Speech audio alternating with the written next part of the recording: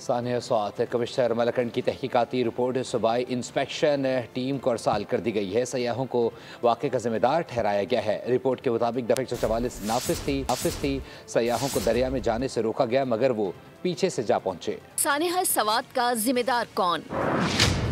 Commissioner Malakand की तहकीकाती report सूबाई inspection team को अरसाल। अपना दामन झाड़ लिया, सारा मलबा सयाहों पर डाल दिया।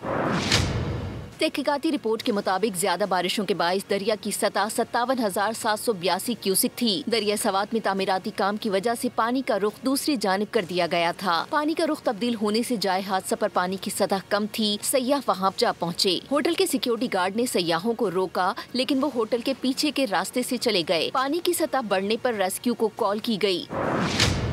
मुतालिका हुकाम 20 मिनट बाद जाए वक़ूआ पहुँचे। रिपोर्ट के मुताबिक 2 जून से 1 महीने के लिए मालाकंड डिवीजन में दफ़ा 144 नाफिज की गई थी। 24 जून को दफ़ा 144 में तौसी करते हुए दरिया सवात में नहाने और कश्ती रानी पर भी पाबंदी आयद की गई थी। सब्सक्राइब करें और बेल दबाएं ताकि कोई खबर रह न जाए।